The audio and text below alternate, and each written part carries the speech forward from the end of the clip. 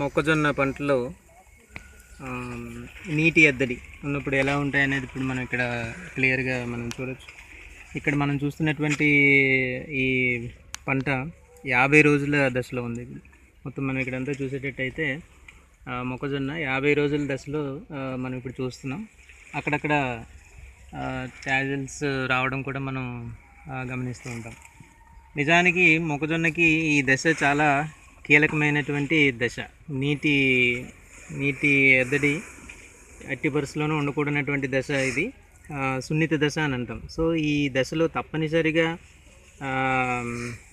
నీరు అందాలి. ఒకవేళ నీరు షార్టేజ్ అయ్యేటట్టయితే మొక్కజొన్నకి ఈ దశలో కనుక నీరు షార్టేజ్ అయ్యేటట్టయితే ఇక్కడ మీరు చూస్తున్నట్టుగా ఆకులు ఇలాగా వంకర్లు తిరిగిపోతుంటాయి.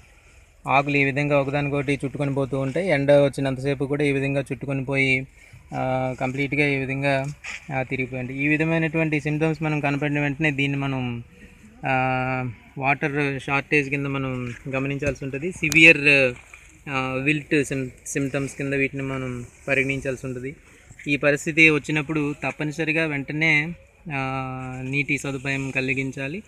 ఇరిగేషన్ కనుక వెంటనే ఇవ్వకపోతే దిగుబడులు గణనీయంగా తగ్గిపోయేటువంటి అవకాశాలు ఉన్నాయి. సో ఇటువంటి దశలో తప్పనిసరిగా వెంటనే నీరు కనుక అందించేటట్టయితే చాలా వరకు కోలుకొని మళ్ళీ మామూలుగా మనకి ఆకులు తయారవుతాయి. ఈ విల్ట్ కనుక మనం చూసేటట్టయితే ఈ విధంగా ముడుచుకొని పోతూ ఉంటుంది. ఎండ బాగా ఎక్కువగా ఉన్నంతసేపు కూడా ఈ విధంగా అది ముడుచుకొని పోయి ఉంటాయి. తర్వాత మళ్ళీ సాయంత్రం అయ్యేటప్పటికి మళ్ళీ మామూలు ఆకుల్లాగే ఇవి తయారవుతూ ఉంటాయి.